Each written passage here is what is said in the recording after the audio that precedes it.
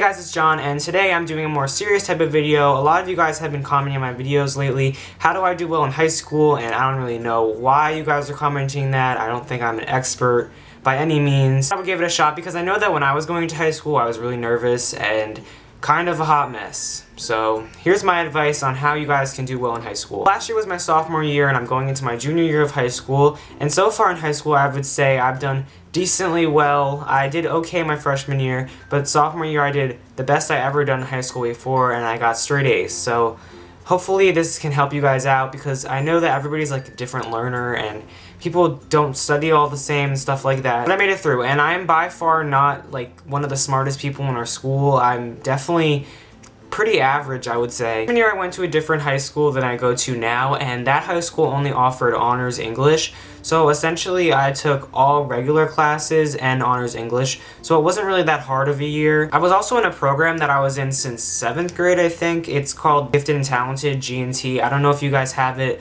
I know a lot of people have no idea what it is. Basically it's a class you take a test for, and if you pass the test you can go into it, and we just do like higher level reading, stuff like that. It wasn't really that big of a deal. That class also counted as an honors class, but only I think 20 people could take it, so most people were just taking honors English and everything else regular. Then my sophomore year I moved to a new school, which is the one I'm at now, and they offer a lot more honors classes, and I only took 3 honors classes and you can take up to 4. I just didn't want to take honors science because honestly I'm not that interested in science and I don't think I'm going to do anything with it in the future.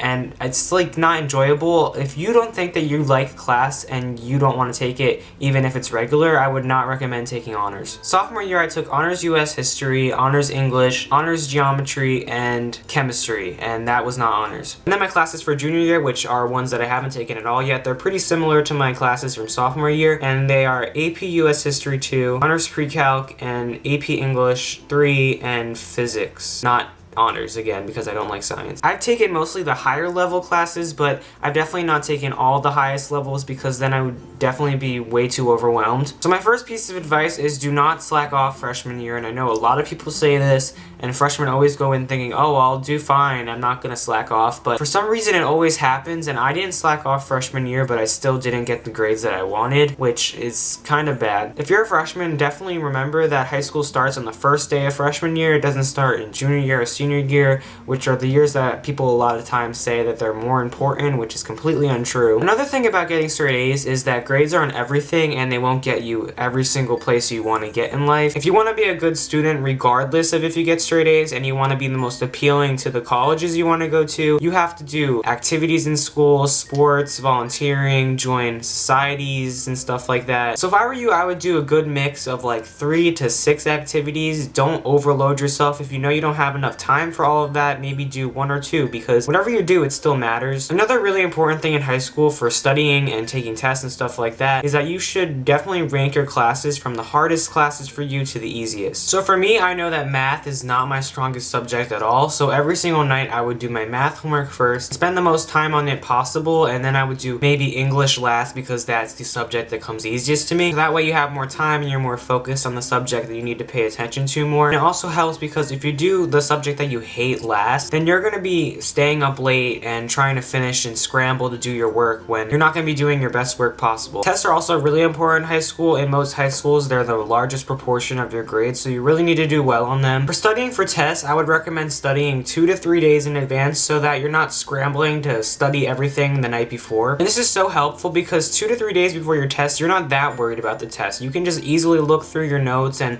not freak out because the test is in 3 hours and it's 3 o'clock in the morning and you're still looking at your notes. Other studying tips I have is to redo old worksheets for subjects like math and chemistry because I know I did that a lot this year. Essentially, I would redo everything. I would reread the chapter or rewrite my notes, and that really helped me out because when you're reading something boring and you're not interested in it, you're not going to remember it, but when you're writing it down, you're going to remember writing it down because you're doing it yourself. The next tip is probably one of the most important things I could tell you guys if you want to get the best grades possible, and that is to definitely take at least 1 marking period off during the year. And by off, off, I don't mean not going to school, which would be nice. I mean not doing as many sports or extracurriculars and just focusing on school. I did this the last marking period of the year. This was the time when track ended, cross country was over. I didn't really have that many clubs to go to anymore because they all ended. I wasn't as tired because going across country and running 6 miles and then coming home 2 hours later to do homework is not the most fun in the world. Also, do not take all the highest level courses possible if you don't think that you can handle it. I know that I thought really hard about taking AP Physics this year, but I knew that along with AP English and AP History, I would probably be miserable for the entire year. And I'm just not the best at science, and I don't think colleges will look down on you that much if you take all honors and then one regular class. I don't think it's that big of a deal. And honestly, an A in an academic class is better than a B- or a C in an honors class because it's gonna weight your GPA differently, and I'm pretty sure that the academic A would be a little higher. And I know for a fact if I took honors chemistry this year, I would not have been able to get straight A's because that was the class that everybody complained about for the entire year. And in the end, it kind of worked in my favor, so you guys are just gonna have to trust what you can do. The last few things I have to say are you should definitely always study on your own and always read all the books you're assigned, because studying in groups is never really that productive. There's always 1 or 2 people that aren't doing their work, and there's always the people that are doing their work. So I would definitely just study on your own because you know how you can study. And teachers usually know when you're using SparkNotes, and it's not that hard to read the books that you're assigned. You just have to manage your time wisely, and it won't be that bad. Some things that can also help you stay more focused and check your work